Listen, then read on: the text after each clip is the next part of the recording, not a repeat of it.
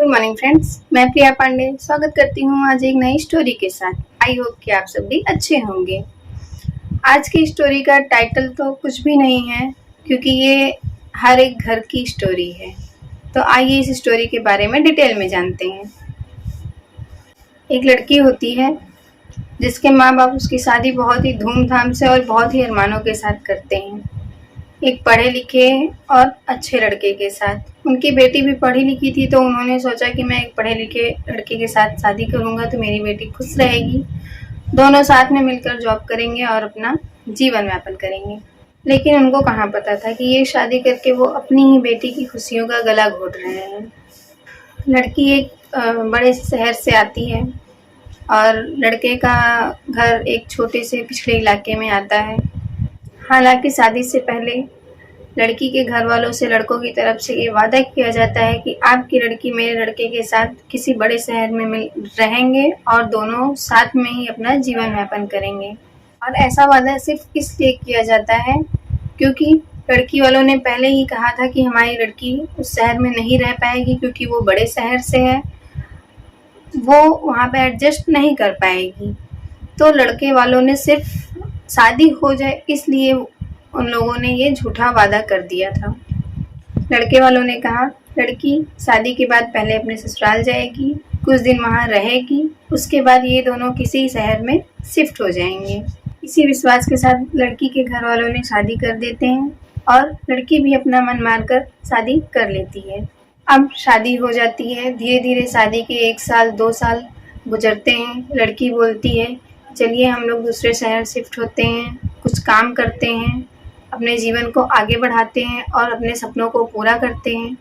तो लड़के के घर वालों ने कहा पहले एक आध बच्चे हो जाने दो, फिर आप लोग शिफ्ट हो जाना। धीरे धीरे शादी के 3 साल गुजर जाते हैं, फिर एक बच्चा भी आ जाता है।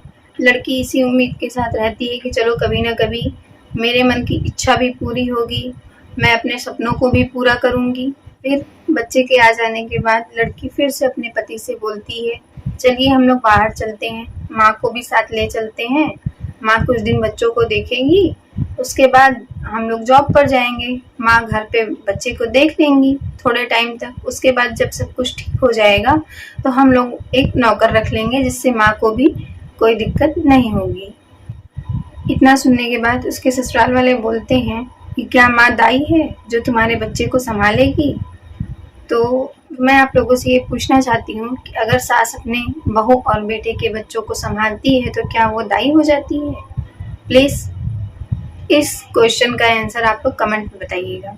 और वहीं दूसरी तरफ अगर कभी बहू की तबीयत खराब हो जाती है और सास को खाना बनाना पड़ जाता है तो वो बोलती हैं कि ये मेरे मर्यादा के खिलाफ है।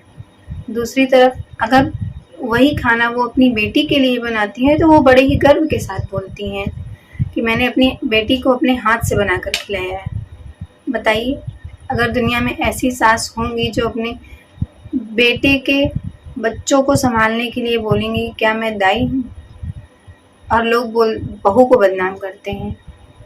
जब सास ही अपनी बहू को बेटी नहीं मानेगी तो बहू कैसे मानेगी अपनी सास को माँ? उसके बाद वह लड़की वहीं पर चुप हो जाती है और बिना कुछ बोले ससुराल में ही एक जिंदा लाश की तरह अपना जीवन काटने लगती है, अपने सारे सपनों का गला घोटकर।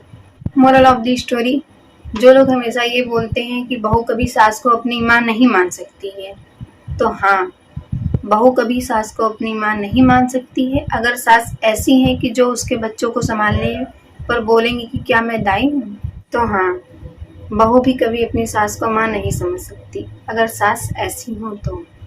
और एक चीज़, आप लोग अपने बच्चों की शादी वहीं करें जहां वो खुश रहें, वहां नहीं करें जहां उनकी खुशियों का, उनकी उम्मीदों का, उनके सपनों का गला हर रोज़ वो घुटते हुए देखें। मुझे पता है बहुत से लोगों को ये स्टोरी पसंद नहीं आएगी, बट आप लोग इस स्टोरी को समझने की कोशिश करिएगा कि जिसके ऊपर बीतती है वही समझ सकता है। अगर आपको हमारी ये वीडियो पसंद आए, अच्छी लगे तो ज़्यादा से ज़्यादा लोगों के साथ शेयर करें, वीडियो को लाइक करें, चैनल को सब्सक्राइब करें और बेल आइकन पर प्रेस करें। धन्यवाद।